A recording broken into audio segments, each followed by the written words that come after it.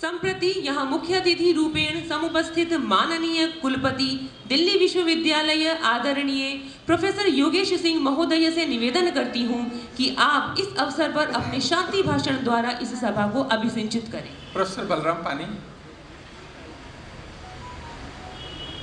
Professor Rajni अभी, doctor विकास Gupta, professor KP Singh और आज इस सर्वधर्म सभा के कार्यक्रम में आए दिल्ली विश्वविद्यालय के छात्र छात्राएं, प्राध्यापक, dean, head of the departments. आज 30 जनवरी का दिन है और गांधी को याद करने का दिन है। तो अभी जो एक भजन गाया गया, नरसिंह मेहता ने लिखा और बहुत अच्छे से हमारे विश्वविद्यालय के छात्रों ने गाया, पीर पराई जाने दे, कि दूसरों के दुख को जानना सबसे जरूरी है। वैष्णव जन तो तैने कहिए पीर पराई जाने दे। गांधी जी को बहुत सुख होता था जब ये गाना गाया जाता था, उनका बहुत प्रिय था ये भजन। और ये जो जगह है, ऐसा माना जाता है गांधी जी यहाँ कई बार आए दिल्ली विश्वविद्यालय में। तब ये जगह तो थी, दिल्ली विश्वविद्यालय नहीं था। गांधी इरविन पैक्ट हुआ जहाँ विश्वविद्यालय का प्रशासन चलता है, वहाँ गांधी आए और यहाँ पे घूमे होंगे। आज 75 वर्ष हो गए। कई बार मन में प्रश्न आता है कि आज 30 जनवरी को वो चले गए, 30 जनवरी 1948 को, यदि वो न जाते तो क्या होता। एक ऐसा प्रश्न आता है कि 30 जनवरी को जो दुर्घटना हुई, अगर गांधी न जाते तो क्या होता। शायद विकास का देश का तरीका अलग होता, शायद राजनीति की दिशा अलग होती। राजनीति के लोग इसको तय करेंगे कि राजनीति की दिशा कितनी अलग होती। शायद सामाजिक सरोकार अलग होता, शायद आर्थिक दृष्टिकोण देश का अलग होता, शायद अंतिम कतार में खड़े व्यक्ति की हालत शायद अलग होती, शायद ग्राम आधारित नीतियां ज्यादा होती, शायद देश के लोग ज्यादा खुश होते, शायद देश ज्यादा संपन्न होता। ऐसे कितने शायद हैं जो शायद होते अगर गांधी होते। देखो, ये तो कोई नहीं कह सकता कि कितना होता, लेकिन अगर गांधी होते शायद ऐसा होता, ऐसा बहुत लोगों का मानना है।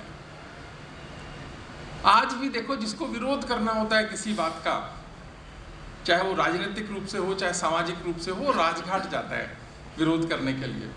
उसको क्या लगता है कि यहाँ पर गांधी सोए हैं तो मेरा विरोध जो है देश उसे सार्थक विरोध मानेगा।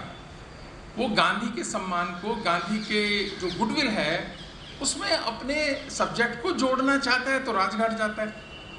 अपने को अच्छा और सच्चा दिखाना चाहता है तो भी वो राजघाट जाता है। किसी को न्याय चाहिए, वो मानता है कि उसका अन्याय हुआ है, न्याय चाहिए, तो भी राजघाट जाता है। तो इतने वर्षों बाद भी गांधी सत्य, न्याय, शांति और भाईचारे का प्रतीक बनकर, सत्य, न्याय, शांति और भाईचारे का प्रतीक बनकर राजघाट पे सोए हुए हैं। इसीलिए राजघाट एक महत्वपूर्ण जगह है।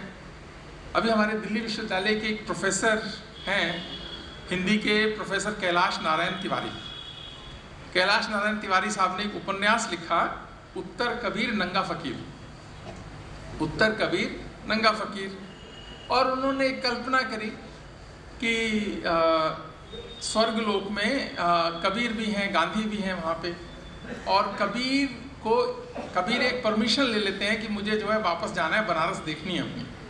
तो गांधी उनके पास आते हैं और गांधी कहते हैं कि जा रहे हो तो जरा देखना कि भारत कैसा है, वहाँ कैसे लोग रह रहे हैं। और कबीर जाते हैं वहाँ पे।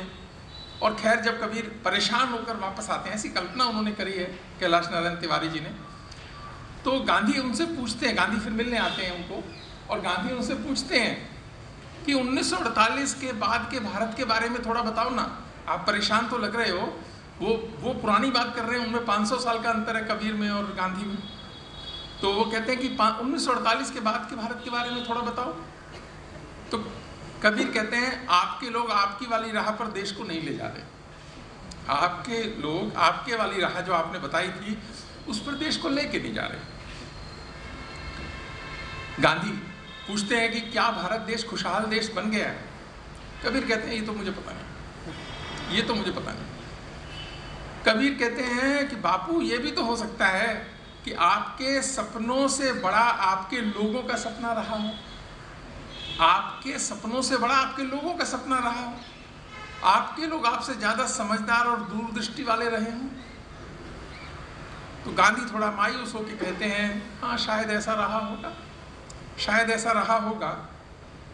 ये तो खैर एक कल्पना की बात है। कैलाश नारायण तिवारी जी ने बहुत अच्छे से कुछ मार्मिक बातें रखने का प्रयास किया एक उपन्यास के माध्यम से, लेकिन फिर भी गांधी को गांधी क्या चीज़ बनाती है। आज गांधी को याद करने का दिन है, गांधी को समझने का दिन है कि गांधी को गांधी बनाता क्या है।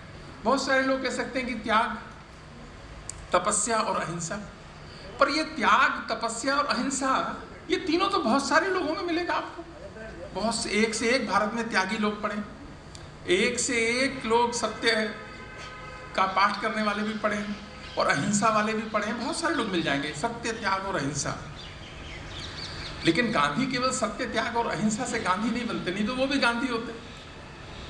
गांधी की निडरता और जिद, एक कॉज के प्रति जिद और निडरता गांधी को गांधी बनाने में मदद करती है, इन तीन चीजों के साथ। क्योंकि जो नेतृत्व है उसको बहुत निडर होने की आवश्यकता है। गांधी बहुत निडर थे, पतले दुबले से गांधी, लेकिन गांधी कभी डरे नहीं। आज़ादी के बाद देश ने बहुत सारे लोगों को देखा कि जो थोड़ा सा भी हुआ तो डर गए। बहुत सारे लोगों ने सत्याग्रह करने का प्रयास किया, बहुत सारे लोगों ने भूख हड़ताल भी करी, लेकिन वो उतना सस्टेन नहीं कर पाए जो गांधी ने सस्टेन किया। वो जो निडरता थी, जो जिद थी उनकी, और वो जो व्यक्तित्व की एक विशेषता थी, वो गांधी को गांधी बनाती है। और गांधी ने अपने लिए और अपनों के लिए कुछ नहीं किया। देखिए एक और बात बहुत इंपॉर्टेंट है जो कि सबको सीखने की जरूरत है। गांधी ने अपने लिए और अपनों के लिए कुछ नहीं किया। मैं अपनों की बात कर रहा हूँ, परिवार के लोगों की बात कर रहा हूँ। अपनों के लिए तो सब किया, हम सब गांधी के अपने ही हैं, उनके लिए तो बहुत कुछ किया। और एक और बात जो सबसे अच्छी बात गांधी का कंट्रीब्यूशन रहा कि गांधी ने आज़ादी के आंदोलन में हर व्यक्ति को जोड़ने का प्रयास किया। उससे पहले आज़ादी का आंदोलन थोड़े लोगों का था, अलग अलग सेक्टर्स में था, कुछ कॉलेजेस में था, कुछ पढ़े लिखे लोगों में था, कुछ वकीलों में था। लेकिन जो आम जनमानस है इस देश का, एक साधारण आदमी है, किसान है, मजदूर है, छोटा आदमी है, कस्बे में रहने वाला आदमी है, उन सबको आज़ादी के आंदोलन में जोड़ने का काम किया कि तुम चरखा चलाओ, तो चरखा चलाओ। उनको ये भाव दिया कि तुम आज़ादी के आंदोलन में पार्टिसिपेट कर रहे हो। खादी पहनो तो आप आज़ादी के योद्धा हो। तो हज़ारों लोगों ने खादी पहनना शुरू कर दिया। ये सब क्या था? ये सिंबॉलिक था, आपके मन को बदलने का था कि ब्रिटिश साम्राज्य से जो हमारा आंदोलन चल रहा है, आपकी सहभागिता चाहिए। खादी और खादी चलाना, खादी बनाना, छोटी छोटी बातों से एक बड़ा आंदोलन गांधी ने खड़ा किया। और गांधी जी क्या था? मैसेजिंग देने के एक्सपर्ट थे, मैसेज देने के एक्सपर्ट थे गांधी। आप ये देखिए कि गांधी जब साउथ अफ्रीका से आए भारत, उसके बाद उन्होंने जब भारत घूमा, उसके बाद बिल्कुल साधारण गरीब जो लोग इस देश का जनमानस था, उस जैसे कपड़े पहनने शुरू कर दिए, उस जैसा दिखने के लिए कि ये व्यक्ति मुझसे जुड़ेगा भी तब जब मैं इस जैसा होऊंगा। मैं ओवरकोट पहनकर उस जैसा नहीं हो सकता, मैं बहुत सारे कपड़े पहन के उस जैसा नहीं हो सकता। ऐसा थोड़ी कि गांधी के पास कपड़े की कोई कमी थी, गांधी के पास कोई कपड़ों की कमी तो कभी भी नहीं थी। तो वो जब इंग्लैंड जाते हैं राउंड टेबल कॉन्फ्रेंस में, आपको ध्यान होगा कि गांधी जी, एकदम ठंड थी इंग्लैंड में, बहुत साधारण से कपड़े पहन कर गए जो इस देश का आम मजदूर पहनता है, आम गरीब आदमी किसान पहनता है, और साथ में अपनी बकरी को ले गए। ब्रिटिश मीडिया में, वर्ल्ड इंटरनेशनल मीडिया में ये बहुत छपा। जब वो जो शिप से उतरे गांधी जी, उनके अपने जैसे कपड़े थे वो तो थे, साथ में बकरी थी, और उन्होंने उसको जस्टिफाई भी करने की कोशिश करी। वो क्यों ले गए तो गांधी जानते होंगे कि वो इसको लेकर क्यों गए अपने साथ में बकरी को, पर वो कोई मैसेज देना चाह रहे थे वर्ल्ड मीडिया को, इंग्लैंड को। और चर्चिल ने उस समय उनको नंगा फकीर कह दिया, ये नंगा फकीर आया। खैर राउंड टेबल कॉन्फ्रेंस में बहुत कुछ निकला नहीं, शायद गांधी को अपेक्षा भी नहीं थी, लेकिन वो जो संदेश विश्व को देना चाहते थे उसमें वो सफल रहे वहाँ पे। तो कपड़े पहनने के तरीके से लेकर बोलने के तरीके से, अपनी बात को रखने के तरीके से गांधी अलग बनते हैं सबसे, जबकि वो बहुत अच्छे वक्ता नहीं थे। गांधी जी कोई बहुत अच्छे वक्ता नहीं थे, लेकिन गांधी का जो कंप्लीट पर्सनैलिटी है, जो आचरण है, वो हम सबसे बहुत अलग करता है, एक विशिष्ट व्यक्तियों के कतार में उनको खड़ा करता है। क्योंकि गांधी तो करुणा के प्रतीक थे। तो मेरे मन में कई बार आता है कि आज यूक्रेन के साथ में रशिया का युद्ध हो रहा है, आज गांधी होते तो क्या करते उसमें? वो अपनी कोई भूमिका जरूर खोजते इसके अंदर। वो सफल होती नहीं होती, गांधी इसकी परवाह नहीं करते थे कि वो सफल होंगे या असफल होंगे, लेकिन वो प्रयास उनका जरूर उसमें नजर आता कि अगर वो होते, उनके विचार तो अपनी जगह सही है, लेकिन अगर व्यक्ति होता तो क्या करता, मैं उस विषय पे बात कर रहा हूँ।